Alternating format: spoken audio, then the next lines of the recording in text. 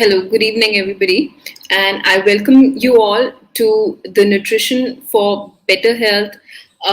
And today we'll be talking about how can nutrition help you to have a good health. In this session, we will be talking about what are the myths that are there around nutrition and health, and which a number of people in my experience have come up with, and I have been solving these issues. And today I've been given this platform so that I can share what all my experiences with you in some simple tips and tricks, and give you some simple tips and tricks and burst some real time nutrition myths. So let's get started. So we'll start with understanding where do we stand, what is the correct impact of our lifestyle, daily lifestyle that we have, what is the current impact of that. So as we all know that, today's lifestyle, the westernized lifestyle, the modernized lifestyle is having a larger portion of food from processed foods, and there are a number of things that are there, whether it's packaged food, processed food, eating out at your favorite cafes. All these things are actually high in fat, sugar and salt, and leads you to gain weight, and takes you far away from keeping up your health. Now, the second thing that we have also seen with in today's lifestyle is that because of COVID as well, and because of other reasons also, we most of us are sedentary. We sit on our laptops whole day, we work, and then we just eat our meals and then go off to sleep. Nowadays, with the stress, with the work and everything, a very few number of people are actually to use the subscription, the gym subscription that they actually pay for. This is a well-known fact that a number of people who pay for the gym, actually a very few of them actually are able to avail it. Why? Because it takes some effort to get up in the morning, or take out some time out of your busy schedule and go out walking, jogging, in the gym, hit the gym. So it's very important to understand what are the key parameters that are leading us to a not so healthy lifestyle, and how can we reverse it. The third thing that has happened is COVID. So a number of people who were impacted in the last wave by COVID are still, not fully recovered, and they still have a lot of issues related to their body systems, their health. They do not feel the same vigor and strength as they were feeling, sometime back before the COVID hit. So, these are some of the reasons why in today's lifestyle, we really need to focus on nutrition, exercise, and proper sleep so that we can actually, get a better health. So first, in today's session, first we'll talk about nutrition for say 10 to 15 minutes, and then I'll open the session for some comments, and I would like to talk to you, answer your queries, and then we'll move to the next part of the session, wherein we'll talk about some superfoods to build immunity, to build proper health, and then some exercise and sleep tips are also there. So let's just start with the first part of the session, which is nutrition. Now, see, the basic role of nutrition is to provide energy, is to provide, help you grow and build your muscles, and to actually protect you and regulate certain body functions with the help of hormones, enzymes, all these things that help you metabolize. So, the vitamins and minerals help in them. Now, there are three major categories of this. So when we talk about energy generation, the calories, you will get calories from two sources, which is your carbs, the bad carbs, everybody detests carbs. So the carbs, and the second is fat. These are the two sources in your diet which will actually provide energy for you to work in your day-to-day life. The second thing that is there in our food is protein. Now, when we talk about protein is well known and is loved by everybody, especially people who want to build muscles. But we sometimes forget that it has to be balanced with the carbs. Why? Because the main purpose of protein is to build muscle, is to help you the wear and tear that has happened in your body, to build that recovery, all those things. Protein will help you in all those things. But the main energy for your day-to-day work and day-to-day lifestyle will come from carbs and fats.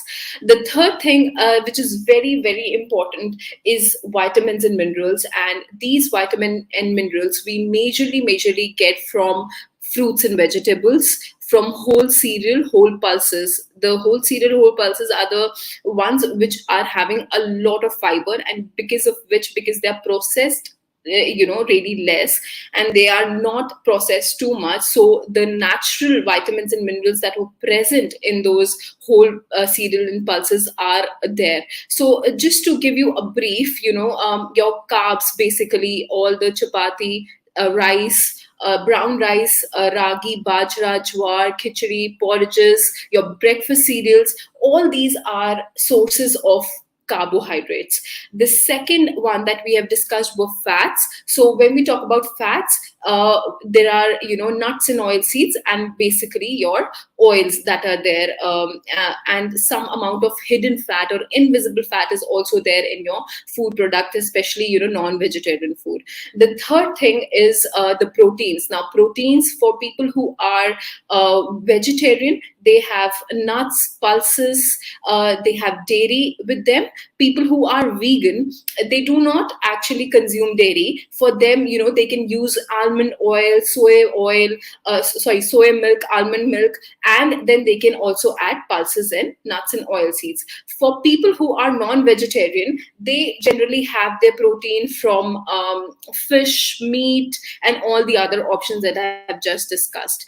For vitamins and minerals, it has to be a balanced meal, and certain vitamins and minerals are very, very high, especially vitamin C in citrus fruits, vitamin A in your yellow, orange foods. Again, even green leafy vegetables are very good in minerals and vitamins. So you have to basically balance your meals. So these are the basic sources of where you can get your basic energy, protein, and vitamins and minerals. But to this, the story doesn't end here. How to eat them, in what proportions do we need to eat them, and how to manage your plate, how to eat a well balanced plate, so that you don't have to go back to dieting and then come back again to your normal regime, and then go back this yo-yo dieting thing that a number of people are doing. So today we are going to solve a lot of queries on that aspect as well. So, when we talk about calories, how much to consume is the first question that I get asked. So, if we talk about calorie intake and calorie expenditure, so the utilization of calorie happens in two ways.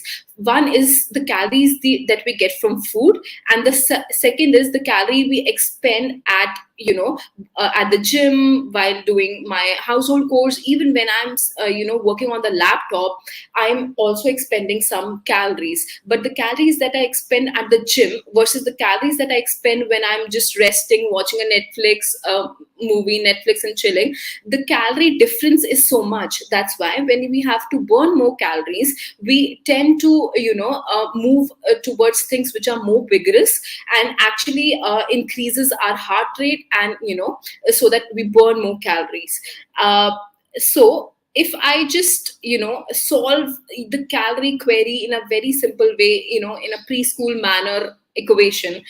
So if your intake is 5 kilocalories, so this is totally hypothetical. So if your intake is 5 kilocal and your expenditure is 2 kilocal, that means I have, through my food, protein, carbs, fat, and fruits and vegetables, I've consumed 5 kilocal in a day. And I generally work on my laptop, sit around, and I am not even too much, I'm not participating in a lot of household chores, and I just expend 2 kilocalories. What will happen is there will be a progressive weight gain. When I'm doing this for, say, 1 month, 2 month, 3 month, in that period, after, the third month, fourth month, or initially, I would start seeing my body has lost tone and I have started gaining weight. And if I weigh myself on the weighing scale, I will see excessive weight. Now, why does that happen? Because when the 3 kilocal that was left unused by you are actually getting stored as fat in your body. So it's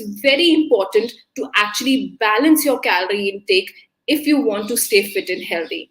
Now, the second stage is for people who are healthy, but they want to maintain long term health. They do not want to age quickly. They want to keep good health, metabolic health, when it comes to diabetes, hypertension, thyroid, all these things. They do not want to get into that trap. And they have a normal BMI, normal body weight. They should focus on the second step, which is, if their intake calories is 5 kilocal and the expenditure is also 5 kilocal, then I have no extra calories that my body will keep on storing in the due time, and which will lead to maintenance of my weight in the long term. Now, for people who are actually facing some weight related issues and are actually having some metabolic issues, for example, again, diabetes, hypertension, cholesterol issues, PCOS for women, they should basically try to get into the deficit state, where they can expect weight loss as well as some health benefits. So when we talk about the intake and expenditure at this stage, what will happen is you will try to reduce the amount of calories that you're basically having. Your intake per day of those calories is, say for example, 4 kilocal, and your expenditure is more than your calorie intake, so for example 5 kilocal. That's why when people are actually trying to lose weight, they are recommended physical activities, and they are recommended to stay active throughout, so that they can spend whatever calories that they are taking in. Right, so it's very important to balance your calorie intake and output as the first step towards your health. Now, I will be busting a number of myths related to carbs, proteins, and fats for you guys. So, the first myth, everybody, when they start their weight loss journey, or even when they start their health journey, the first thing that they tell me is, I have removed carbs from my diet. And that is the number one myth, that you can never remove carbs from the diet. As we have just, talked about, there are certain sources, basically cereals, your rice, chapati, brown rice, your ragi, bajra, porridge, poha, upma, all these are carb dense, right? But the other things, for example, your protein, right? It's not, it's not just the protein sources also have carbs, and it's not that they're devoid of carbs, but the proportion of carbs. So, for example, if I eat 100 grams of rice versus if I eat 100 grams of paneer, the carb in the rice is more than the carb in the paneer. But that doesn't mean paneer doesn't have the carb. It also has carbs. And if for example, if I'm taking say 10 gram of cheese, the carb in that is the least. That doesn't mean we start substituting carbs for fat, but the point is, we have to balance it out. So people who think that they have just, even in your fruits and vegetables and everything, there are carbohydrates present, but the proportion per calorie is very less. So people who think that they have just removed carbs from their diet are actually it's sorry guys, it's untrue, because that is not what is happening. You are taking significantly lesser proportion of carbs in comparison to whatever your calorie intake is, and that should be the go-to option. Second thing is, as the main carb sources of carbs, for example, roti and rice, people start avoiding, or they start eliminating, especially in the dinner time. They will start to eliminate all these things in the dinner time, and they will think that they are doing something which is very healthy. But this is also not very much balanced, because rather than just removing rice, you should try to improve the quality of carb that you're eating. So if you want to eat, you're a rice eater, you can switch to brown rice. That is the number one option. And if you're somebody in whose household white rice hi banega, then you need to add a lot of vegetables, sauteed vegetables into that, and limit the amount of white rice that you're putting on your plate, so that the amount of carbs per calorie again reduces. When we talk about cereals, the cereals which are high in fiber, so for example quinoa, for example ragi, bajra, multigrain atta, your mota suji, the rava wala suji, all these things are having slightly less amount of carbs in comparison to white rice, maida, and your normal wheat flour atta. That doesn't, so it should be preferred, and we should try to switch to a more fibrous carb rather than a less fibrous carb. So that will be a good sustainable strategy rather than just removing carbs throughout your meals or at night. People who are not eating carbs at night are actually, there is a lot of science that says they won't be able to sleep properly, because at night also your brain requires that glucose, that carb dose, so that it keeps on doing its work even when you are sleeping. So it's very important to first not think that you have removed carbs. Second, switch to better sources of carbs rather than hating carbs. The second most hated thing is fats, and again, it's an energy source. The myth with this is that consuming no fat will keep me healthy. Now, this is very, very prevalent in people who have deranged lipid profiles. So, people who are having cholesterol issues, people who are having, a lot of issues with the weight and heart issues. People, they tend to remove fats throughout from their diet, but that is not a good strategy. Rather than that, you should focus on good quality of fats rather than bad quality of fats. Now, what are the bad quality of fats? The first is trans fats. Now, these fats are not naturally produced. These are produced in processed foods, right? So whenever you're taking a processed packaged food, especially your cookies, biscuits, a rusk, something which is baked, something which is ready to eat, just see at the label at the end of that packet and see what is the trans fat content. Ideally, it should be zero, because you shouldn't be actually be exposed to a lot of trans fat, because this is the fat in addition to saturated fats, which are present in your ghee, coconut oil, palm oil, butter. Anything which solidifies, again, is this has a lot of saturated fatty acids, and it's saturated fat. So these two categories of fat you should really seek out and see that you are not consuming a lot of these fats. When you have to avoid trans fats, you need to check on the labels of the food products and see whether there is any trans fat or not. And it is a recommendation by FSSAI to mention how much trans fat is there in your packaged food product per serve. Secondly, when we talk about saturated fats, the fats that solidify, you don't need to eliminate that altogether. Not stop eating ghee. If you have been using ghee on your chapatis, don't stop it, but obviously keep a check on the amount of ghee or butter you're putting in your meals. Why is this fat bad is another good question, because what happens is these two fats are known to actually stick around your arteries and vessels and your internal organs. So people who are consuming a lot of trans fat and saturated fat are at a greater risk of having fatty liver, are at a greater risk of having cholesterol issues, are at greater risk of having heart related diseases when all this fat clogs your arteries, and it's very difficult for your heart to pump blood. So keep in check in these two categories. And the next category, which is the unsaturated fat, which is basically polyunsaturated and monounsaturated fatty acids, they should try to you should have a balanced amount of these fats. So what are some of the options that you can have are olive oil, canola oil, sesame oil, rice bran oil, sunflower oil, soybean oil. So a better strategy will be to mix and match these oils and then have it in your diet.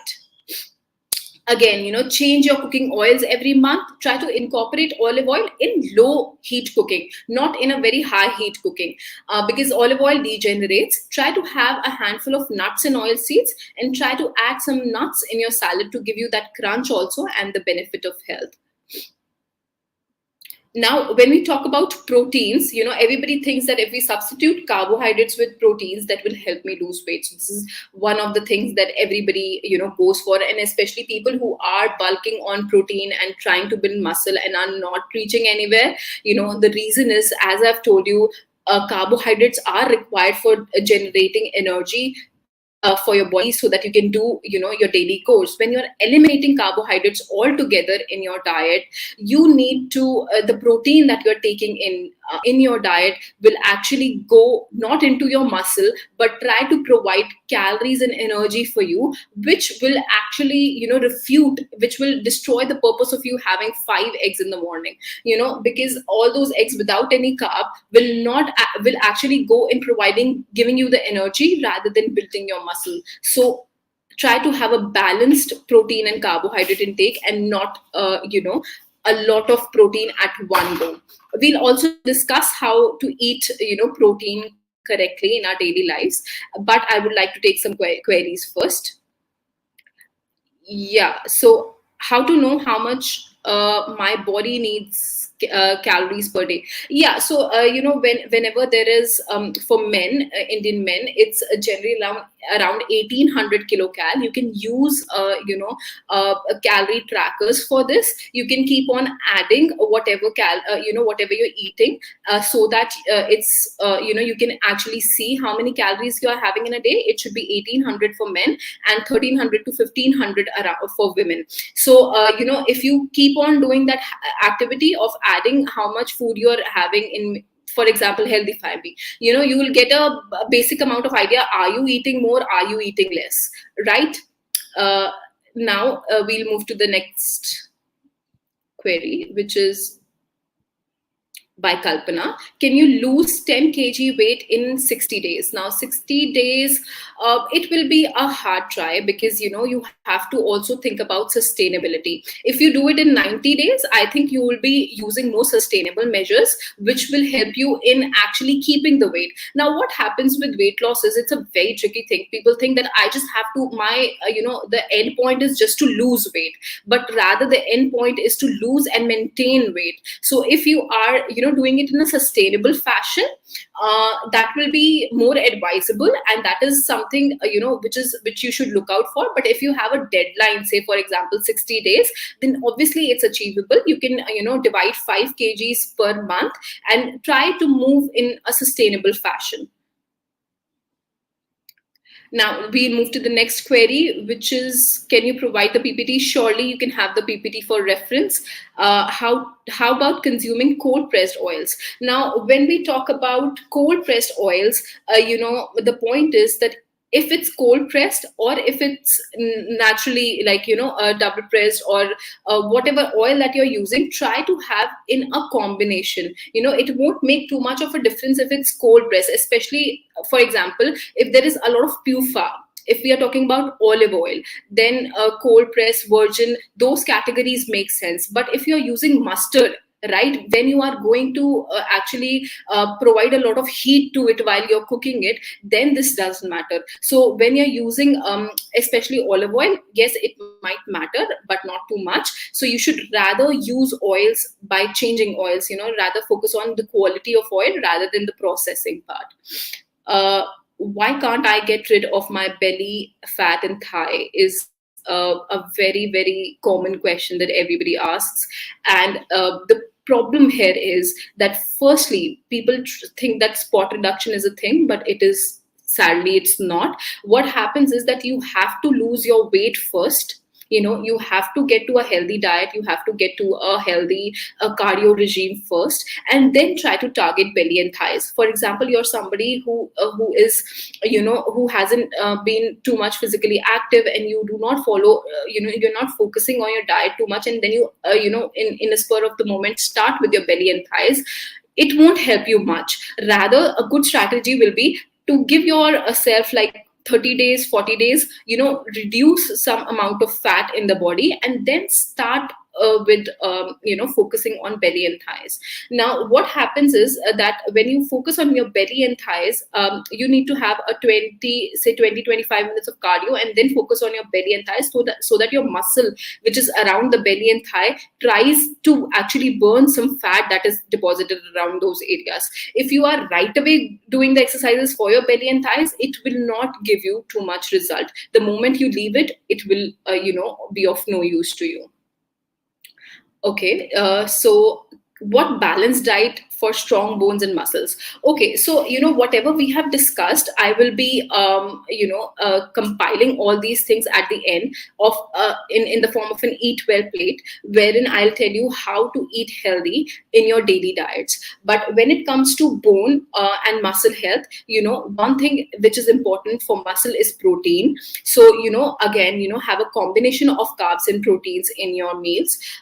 Then I'll also talk about how to consume proteins in the next part. And the second thing you should focus about is calcium intake, because your calcium intake has to be balanced. So calcium intake you can have from dairy, you can have from sesame seeds, you can have whole wheat, whole cereal and pulses, chana, chickpea, all those things, multigrain atta, so that it's more balanced and there is more calcium that is there for your bones. So two things, protein and calcium.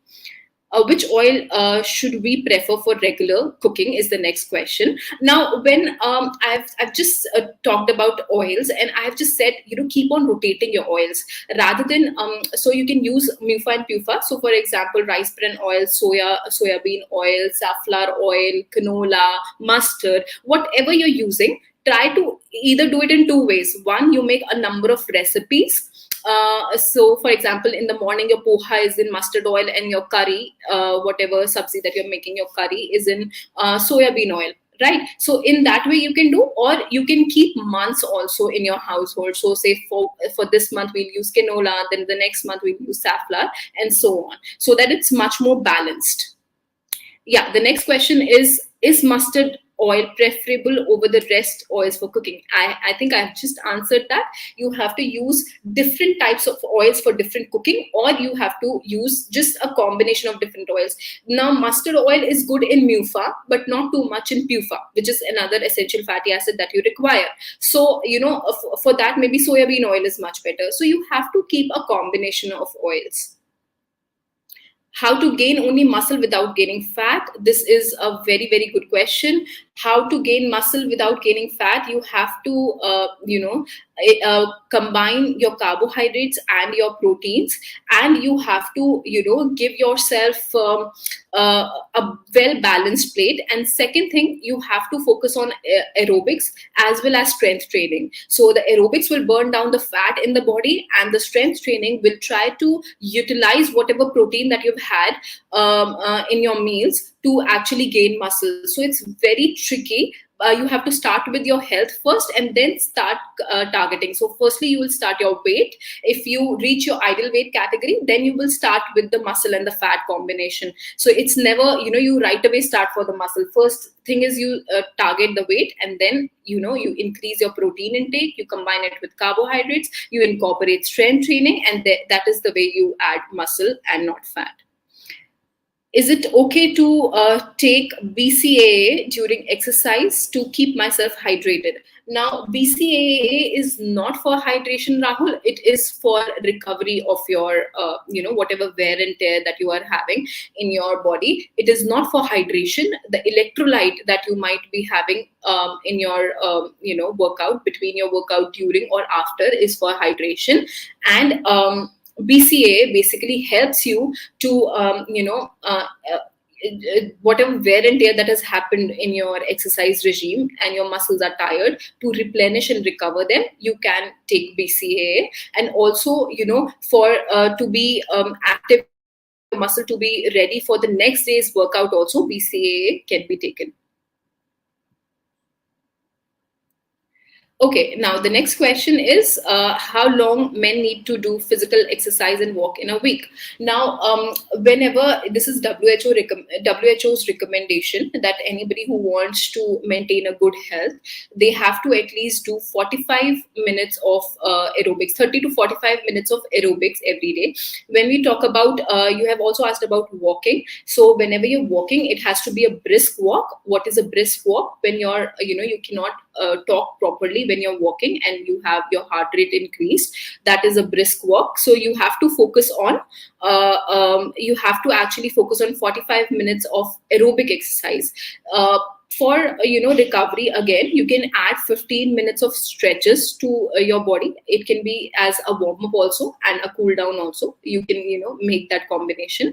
And if you are somebody who is already healthy, you have already have a good weight, and you want to focus on muscle now, so 15 minutes of strength training you can add to this whole duo. So maybe 30 minutes of aerobics, 15 minutes of cool down and warm up stretches, and 15 minutes of strength.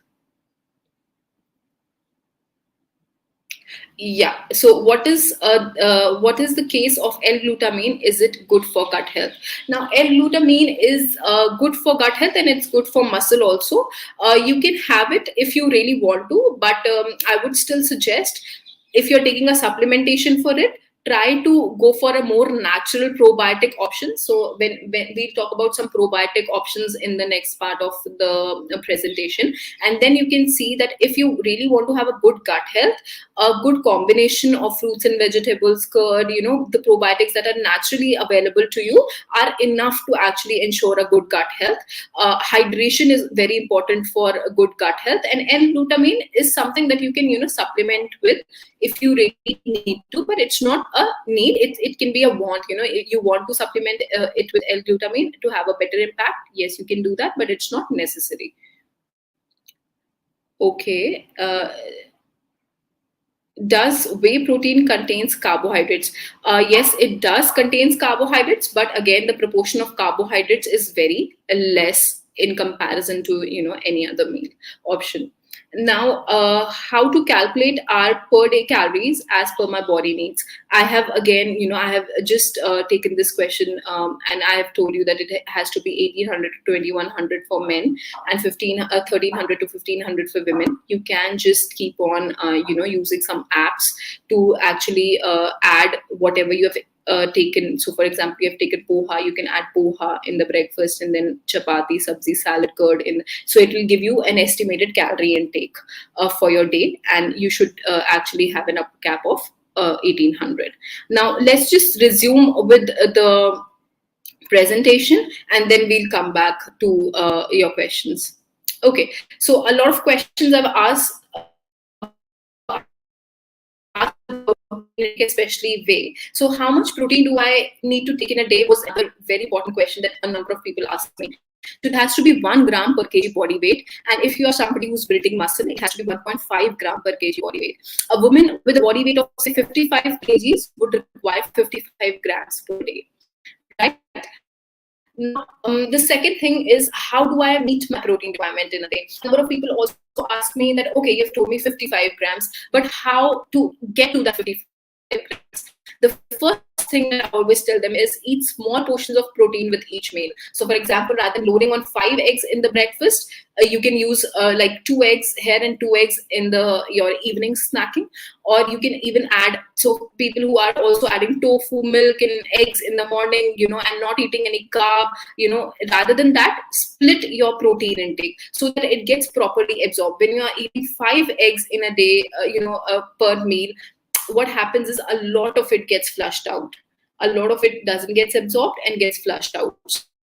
So you should try to have small combine it with carbohydrates. Sorry, opt for a good source of protein. Whenever I say good source of protein, it is a well-known fact that animal proteins are better absorbed and digested than plant proteins.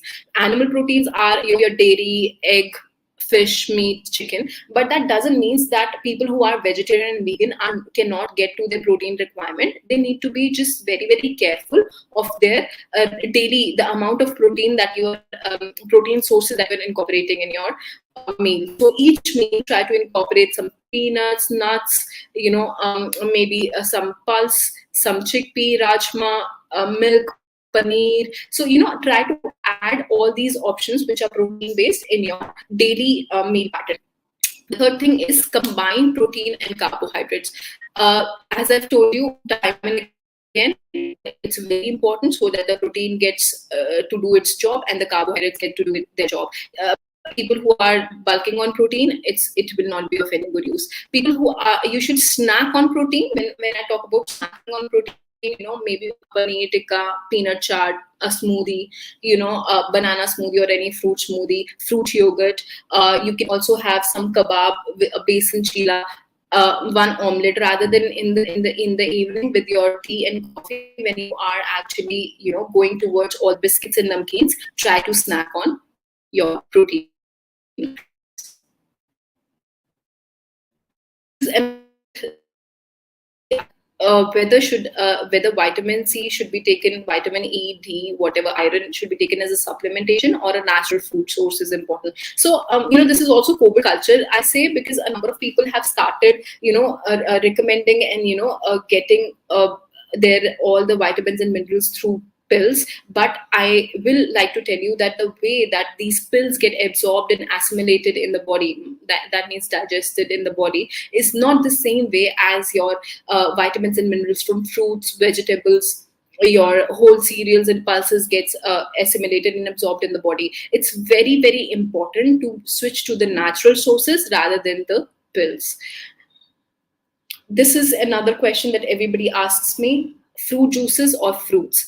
As you can see it for yourself, always a fruit and never a fruit juice. Why? Because the fiber content in the fruit juice is very less. There is very less amount of fiber in it. There is very less amount of vitamin C in it, and there is a lot of sugar in it. So it's 25 grams for a glass, and it's just 12 grams for one fruit. So you should rather focus on having a fruit always and not the juice. This is what I was talking about. In your daily life, you cannot keep on dieting. So how to ensure that you are having a balanced meal? So take your plate, divide half of your plate with fruits and vegetables. It can be cooked fruit and vegetable, it can be in the form of salad, it can be sauteed vegetables, it can be boiled vegetables. Half of it, do that. One fourth of it, try to add a good source of carbohydrates. So what are the good sources? Whole wheat, multigrain atta, brown rice, quinoa, ragi, bajra, millet khichdi, your poha, anything that you have that you're fond of eating. Try to add one fourth of your plate with that good carb, and then one fourth of your plate has to be with the protein of your choice. This is the way that you can maintain your weight and metabolic health in the long term. Now, I will talk about some immunity boosters.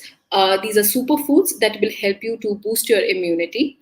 So, the first one is vitamin A. Now, vitamin A is very, very important, and you can get this from mangoes, carrot, papaya, milk and milk products. How to identify whether you're having vitamin A is anything which is green, orange and yellow. It will have vitamin A, and it will keep your skin and your gut health amazing, and even your respiratory system's health as well.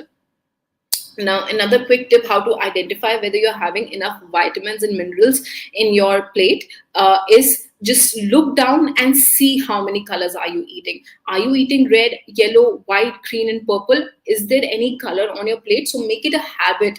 If you want to see that are you eating a healthy plate, just look down at the plate and see, are there any colors to it? If there are no colors, you have your answer. It's not a well balanced healthy meal. And if there are a number of colors on your plate, that means that you are having all the vitamins and minerals, protein and your carbs in the correct proportion.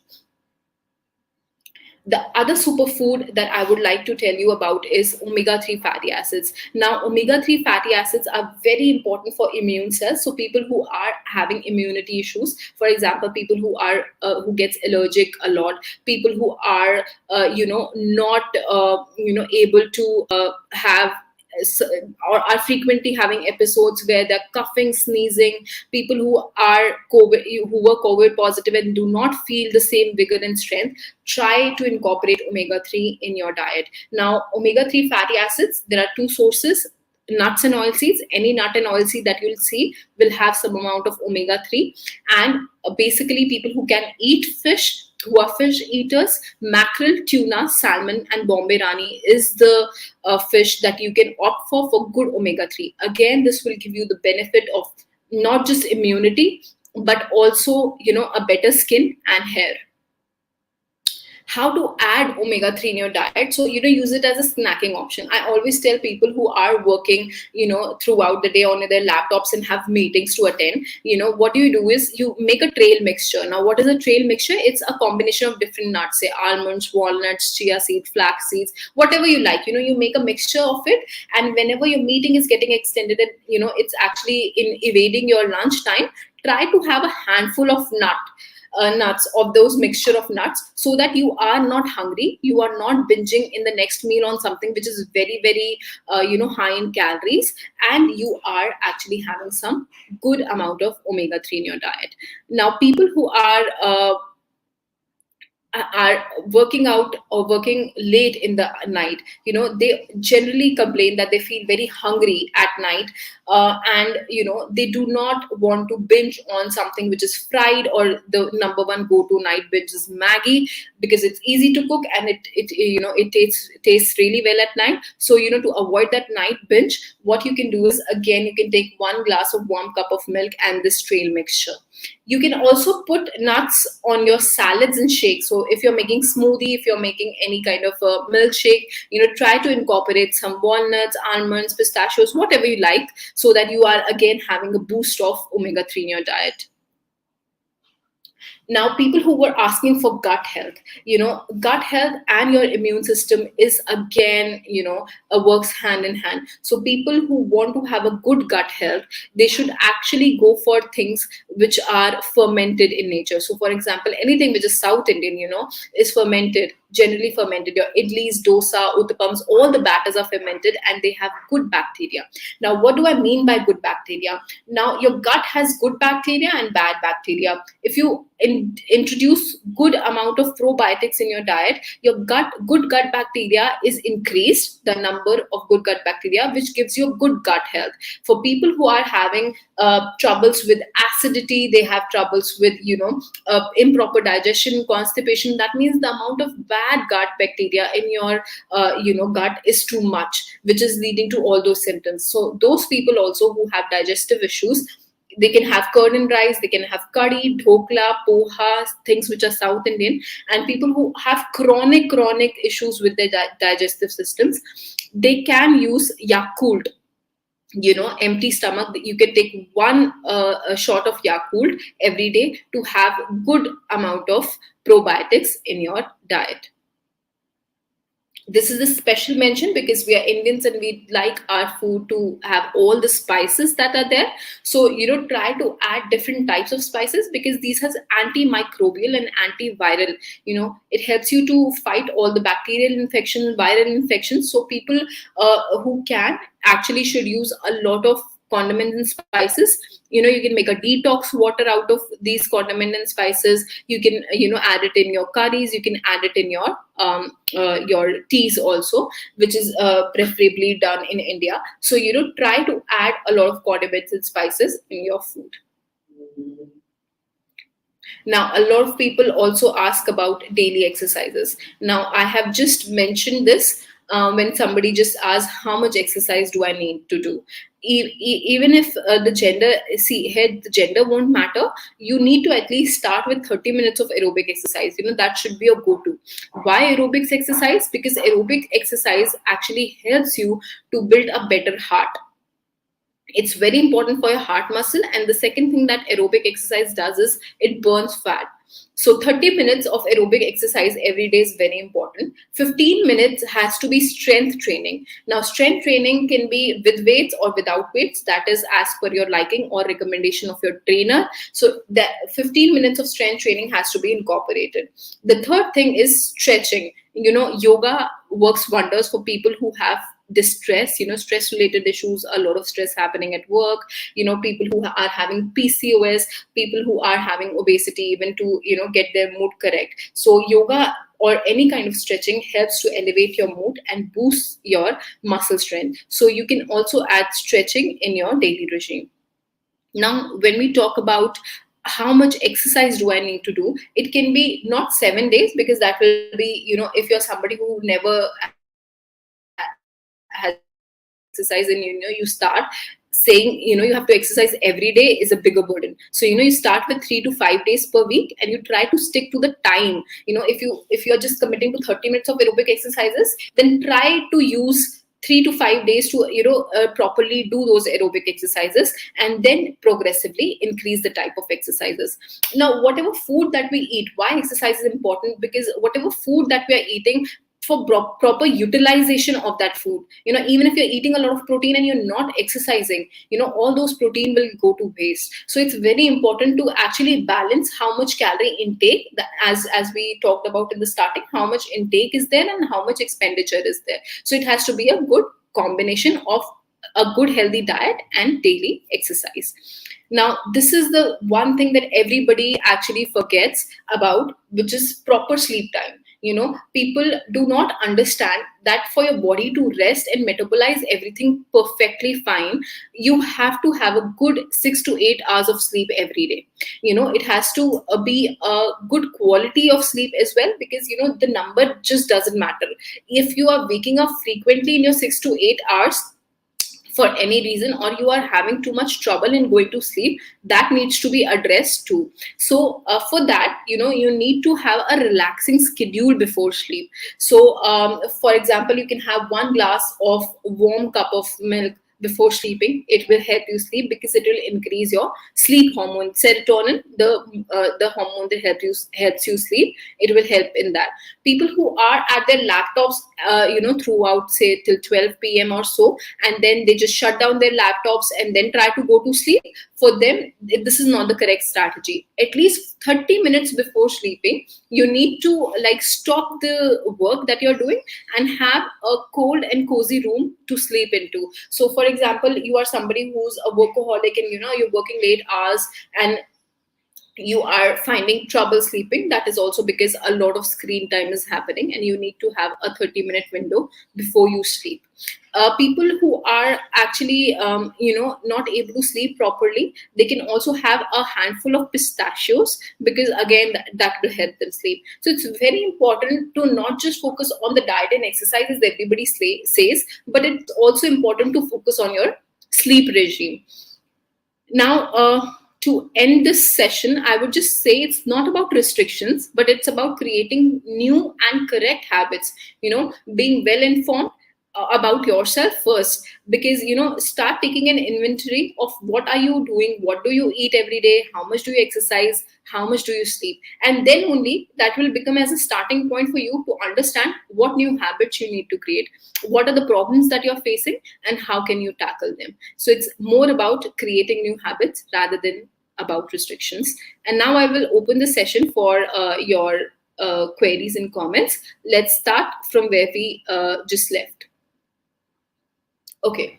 uh, how good is keto diet? Now, anybody who wants to do a keto diet, it is good for maintaining your weight, and it's also good for maintaining your metabolic health, and there are no doubts about it. But for how long can you do it? That is the real question. So whenever there is a keto diet, it eliminates the carbs altogether, and there is a lot of protein and fat that is getting substituted for those calories. Now, if you can maintain it, you can maintain it for 2 to 3 months, and then again, go back to your normal diet. A number of people who have done keto also complain that they are not able to sustain the results of their weight loss, or of whatever was their target, the moment that they leave keto. Because keto in reality is very, very far away from the kind of diets that Indians eat. So we are basically carb eating population, so you need to tweak in some balances. So you can do keto, you can get the benefit from keto, and then for the next 2 months you can do a regular diet and then keto. You cannot. I have really not found anybody who was able to maintain keto for lifelong. So you should only go for the solutions that are doable in the long term. Okay, so the next question is, can you give a brief about post-lunch power nap? Will it gain fat? Now, post-lunch power naps are good, a way to supplement your night sleep. If you're somebody who is not having a good night's sleep, then a power nap is a good way. It will not gain fat per se, But yes, if you are having your lunch, I would recommend you to walk around for a bit and then go for your power nap, rather than uh, just eating and then dozing off, because that will surely slow down the metabolism process. The whatever food you have eaten will get digested with some time, and then it might not help you much. But power nap in itself is a good way to supplement your night sleep. It is said ghee on empty stomach is good. Actually, I want to know the benefits of ghee in weight loss. Now, ghee is a debatable thing. Ghee has a lot of fats which are good for health, so it's a very debatable thing. It also helps in absorption of some fat soluble vitamins and minerals. So for example, vitamin E, D. If I talk about does it has any benefit of in weight loss per se, that is not being reported. Now, ghee in itself has its own benefits, but does including ghee increase the pace of weight loss? That is not being reported. You can add ghee, you can add different types of fats, as we have discussed in the presentation, in a limited proportion, so that you do not gain in the body and you do not gain weight.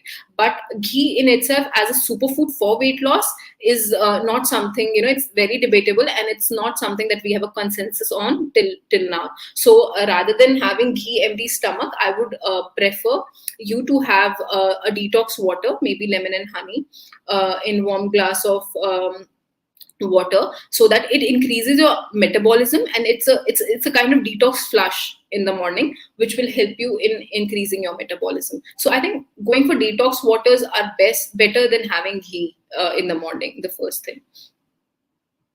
Can you suggest about intermediate fasting? What can I have in that time period, and how long can I continue it? Okay, so intermediate or intermittent fasting is something that you're asking about. Now, intermittent fasting has its own benefits with weight loss, because what happens is that there are periods where you are not eating, and there are periods when you are eating. Now, these periods can vary. So, for example, there is one type of intermittent fasting which is 5:2. In that, it's a week based intermittent fasting, wherein for 5 days you are eating your regular calories, jaise aap khate ho. In those 2 days, you are eating just 500 calories, 500 to 800 calories, which are very less, and that provides you with the benefit, metabolic benefit also, and the benefit of weight loss also. The another thing is, which is very very popular, is 16 is to 8 hours. For I think you are asking about that only. When in a day, in 24 hours, 16 hours you fast, and 8 hours you are eating. Now, when you're fasting, you should eat things which are zero calorie. So, for example, you can have green tea, you can have black coffee, you can have lemon water. That will not break your fast. In the phases where you are eating, you need to have 3 meals, not too much of calories. You need to actually balance your calories also. So, you can have 3 meals, and those meals have to be holistic, well balanced in nature. The eat well plate that we have discussed, you can have it in that manner. And um, and then again, you will go into that fasting cycle and feeding cycle. So it's very important that you focus on intermittent fasting for some time, right? Say for example 2 months, 1 month, 3 months, and then progressively you start feeling that your body has somewhat adjusted to this fasting and feeding cycle, and it's not giving you so much of result. Rather than that, I would suggest you that, so for example, 1 month you're doing intermittent fasting, and the other month you can do your continuous fasting. You can have a low calorie diet, but do not keep it in a feeding and fasting window. Like that, your body will not get used to it, and it will keep on giving you the results. So it's important that you are timing your phases for intermittent fasting and your regular eating properly for the best results. Okay, so the next question is, okay, diet to increase the good cholesterol. Now, anything good cholesterol is HDL. Um, Anything which is high in fiber, fruits and vegetables, high proportion of fruits and vegetables, and your eat well plate. Not snacking on things which are fried, not snacking on saturated fats, the fats that solidified at room temperature. Checking your trans fats for food. So for example, if you're going and buying cookies and you're going and buying namkeen, always seeing the packaged product for nutrition label and seeing whether there is trans fat or whether there is any kind of cholesterol into that. These are the key things that you can do to have a good cholesterol, a proper lipid profile. And again, exercise is something, especially aerobic exercise, is something that you would need to focus on, because it's not just about what you eat, but also about the whatever expenditure you're making, because all that fat that you're eating in visible form or in hidden form has to be metabolized also properly. So for that, not just the diet, you have to focus on 30 minutes of aerobic exercise as well to have a good cholesterol. Next question. Okay. Does drinking milk every day make you gain weight? Okay. Now, milk is something which is recommended. You should have it daily because of the benefit. Basically, milk has some amount of protein and calcium. That is the plain and main source why you should have it. When people talk about milk and weight gain, they are basically talking about the fat that is present in it. So if you're taking a saturated, so if you're taking full fat milk every day, it might make you gain weight. But if you're taking a double tone or say skim milk daily, then it won't matter much, because then you will be having all the vitamins, minerals, and the protein in the milk, but you will not be having any hidden source of fat.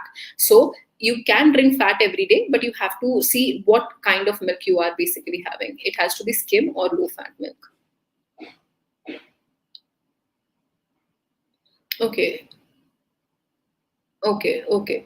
I think you should focus on BCAA more, and essential amino acids are all the amino acids that are present, which are essential. BCAA is branch chain amino acids, right? So for recovery, it is seen that BCAA, the category, so BCAA is the subcategory of EAA, right? So EAA is all the essential amino acids. BCAA is branch chain, जो उसके structure के हिसाब से हो गया, branch chain amino acids. So you should focus on BCAA while you are exercising. BCAA for better absorption and recovery. It has been shown that BCAA is better absorbed in the body in comparison to EAA. And EAA has different connotation to it, and BCAA has a very different connotation when it comes to exercise. So BCAA over EAA. If body fat is high more than 35%, but BMI is 25, should I focus on fat loss first or fat loss with muscle building at the same time? Now, if your body fat percentage, if you are a male and your body fat percentage is 35%, it is high, because it has to be 15%.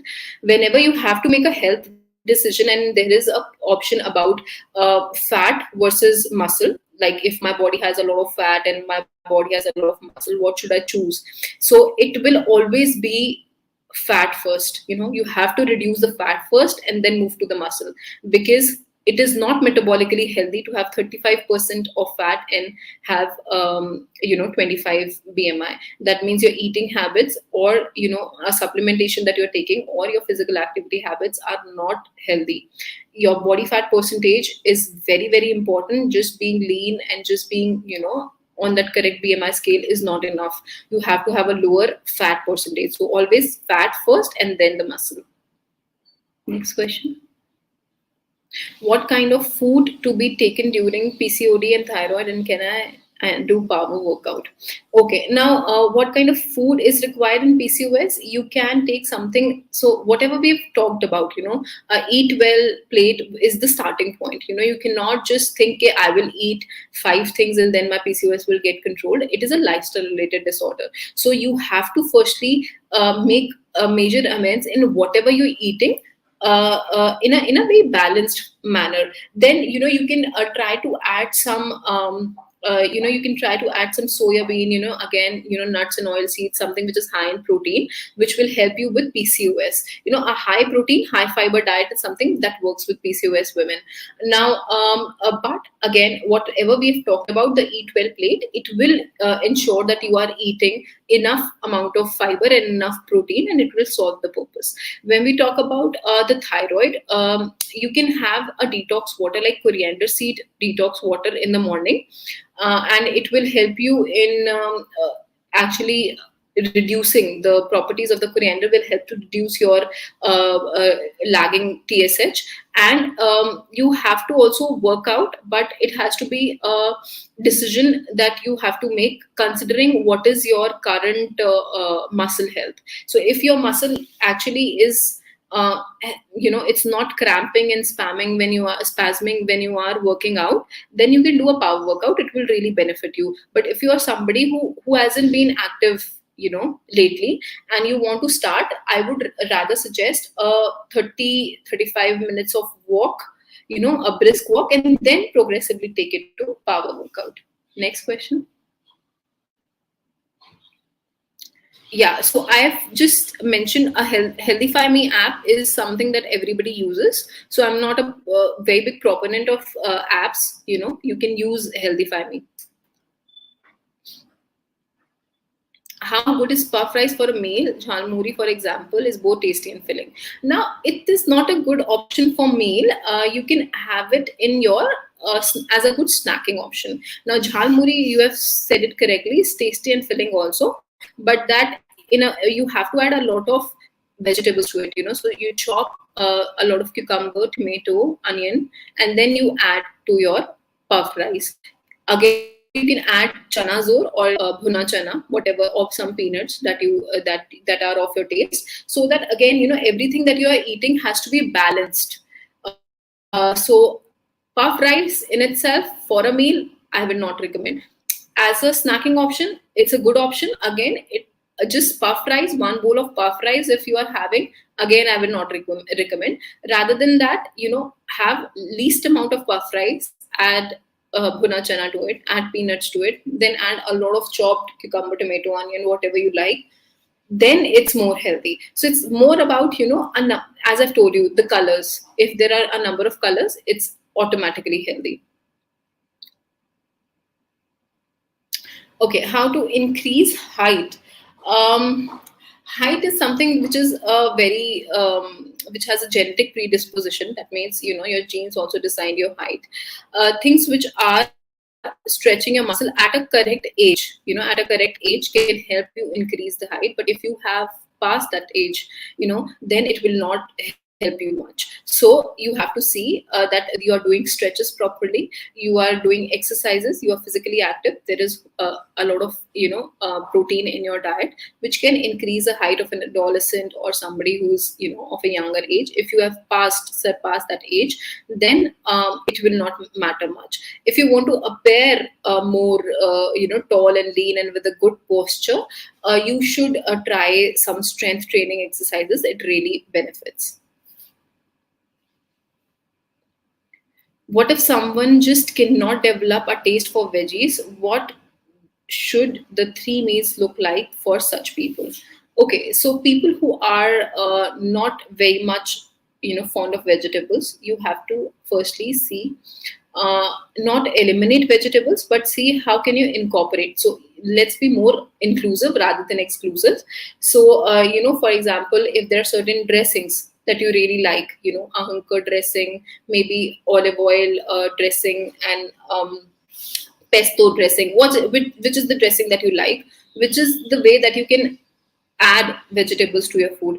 Can it be in a form of sabzi? Can it be in a form of some chopped vegetables in your porridges? Maybe dalia, maybe khichdi, maybe your poha, whatever way. So you cannot firstly do away with the vegetables. You have to just find out solution कि वो कैसे you can incorporate. The second thing is that you can add some salad based like tomato, cucumber, stuff like that, and add a lot of fruit to your salad plate, and then you have fruit. But I would really suggest that it should be like 20-40 to 25 percent fruit, but again I would suggest you some proportion has to be the salad as well, because the fruit has a lot of sugar. So if you're having a lot of fruit with your meal, again your sugar might spike. So try to be more inclusive. See what are the dressings that you like, what is the way, maybe steamed vegetables you like, maybe in a soup vegetables you can you like. So you try to incorporate it in a different format, right? Not right away as a plate of vegetables or a plate of salad, but in a different format.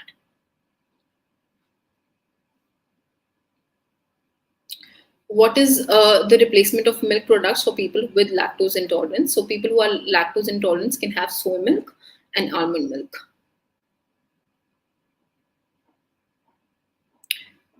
Protein rich snacks, yes, we just discussed this in the slide also. So protein rich snacks can be anything made out of paneer, egg, maybe paneer tikka, maybe some grilled paneer. It can be a besan chila, it can be a glass of smoothie, it can be peanut chaat, it can be bhuna chana chaat, it can be your chickpea salad, it can be um, uh, maybe egg and a toast, so it can be anything, boiled egg, maybe poached egg, or you can also have a combination of some crackers and vegetables, which are protein based crackers. So you can add different things to your meals, and then you can combine it with veggies also, so that you are sufficed totally, because if you're having too much of protein, it has to be combined with some veggies as well, so that you get sufficed also in your snacking.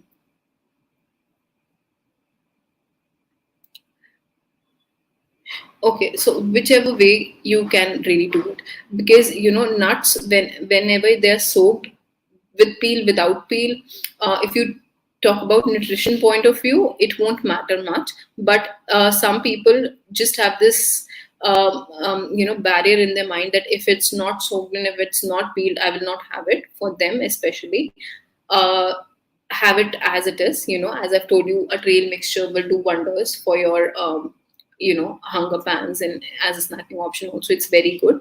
So you can have it any which ways. If you want to soak it, fair enough, good enough, especially for people who are in the summertime. And if you don't want to soak it, you want to have 4 5 nuts just like that, that is also fine.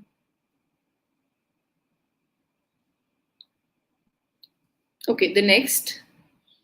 So we'll get to some more questions, and then we'll see when can we close. Is caffeine in green tea harmful with 4 cups a day? See, caffeine in anything will be harmful if it is in excess. So even if it's caffeine in green tea, or it's caffeine in your coffee, or it's caffeine in your black tea, whatever, how many cups you need to have is the point that you need to control yourself. Caffeine in any type of tea will be harmful if it's in excess.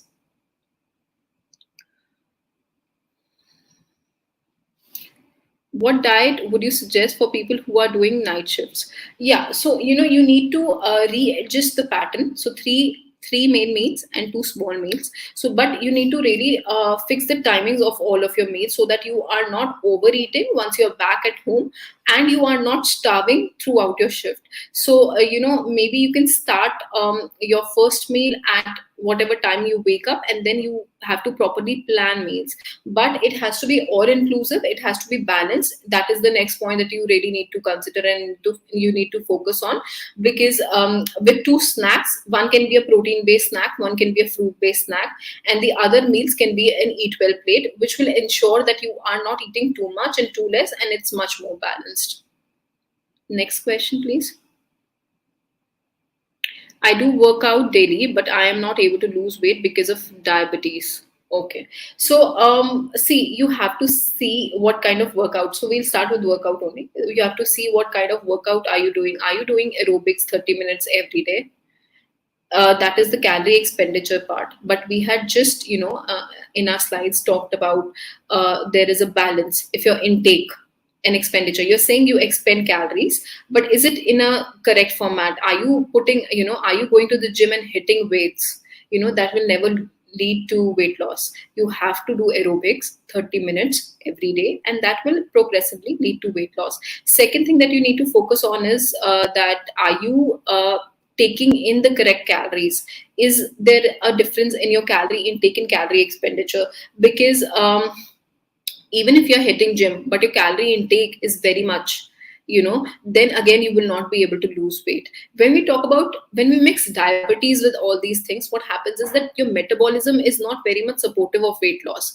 But all the healthy practices that you will be doing, by reducing the calorie intake and increasing the expenditure, will basically help you not just with weight loss but diabetes as well. Right. So you need to basically again go back, start keeping a diary, start keeping a log, and start writing whatever you're eating in the day. Right. And then see what kind of exercise you're doing. It has to be aerobics and not strength training. A lot of people hit gym and go to trainers and they just see a good tone and do not lose weight. So the main reason is that they're focusing right away on the strength training part and not on the aerobics part. So you have to be much more aware of what are the reasons and try to identify those reasons, and then get a help of a dietitian or a nutritionist or a healthcare provider that can help you with your meals and the exercise plan as well. Next, how to keep triglyceride levels in check. I have answered that. Good, a lot of fiber in the diet, exercise, aerobics, and having a eat well plate. So we even if it's even if it is cholesterol, triglyceride, good lipid, all these are related to high amount of fiber content and a balanced diet and 30 minutes of aerobic exercises. Some articles say that one should choose curd over milk. Is it reliable? Now, the article, see, there are no, when it comes to nutrition, whether it's milk or whether it's curd, they serve different purposes. So, for example, somebody who is having a very low grade level of lactose intolerance, they would use curd over milk. There has to be a certain context why you're doing and what you're doing. If you are somebody who's not lactose intolerant and can perfectly digest milk, you can use milk, you can use curd, you can use both. There has to be curd over milk. Can Another reason for that can be good gut health, because the probiotic effect of curd is more than milk. So you have to see what are you seeking from curd and milk. What are you seeking? That purpose has to be solved. So whether curd or milk, that decision is basically on what target or what are you trying to achieve with it. And there is no universal statement that curd is better than milk. Next question. Diet for strong bones and muscles, for diet for back pain, thigh pain, and leg pain. Okay, so increase your protein intake. Also, you increase your calcium intake, and also you have to focus on your, what kind of exercises that you're doing. Because if there is so much of pain, you have to really seek out what are the reasons for this pain. Is it because of working out? Then you need to supplement with proper hydration and BCAA, as the questions were there. And if not, you have to really see some help from physiotherapist, and then in diet increase your protein and increase your calcium intake.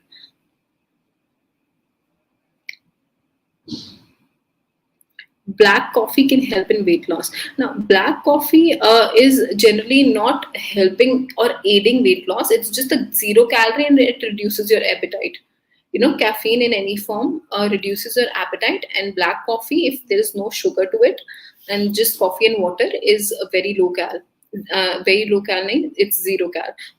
So what happens is that you are not feeling hungry for a longer period of time, which might help you to reduce the calorie intake, right?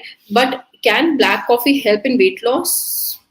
No, that has to be, that is not true. There are some things, physiological changes that happens when you drink black coffee, which is suppression of your appetite, which helps you to do, reduce your calorie intake. So I think we'll wrap the session up now. And thank you for all your comments and queries. And I hope I was able to, give you some perspective. It's not just about, eating correctly and, what should I eat. It has to be, more, the food that you eat has to be more aligned with who you are and how do you want to actually, what are the things that you want to do. Do you want to reduce weight, diabetes, you want to have good muscle, and then you should plan rather than, taking out knowledge from whatever sources that you're taking out. They might be reliable but not for you, so you have to be very very wise whenever we are talking about food and nutrition, because it has to be very very personalized, and it's a very personalized thing. Try to keep on seeing what you want to achieve with food, and I am sure that you will be able to do that. Thank you so much.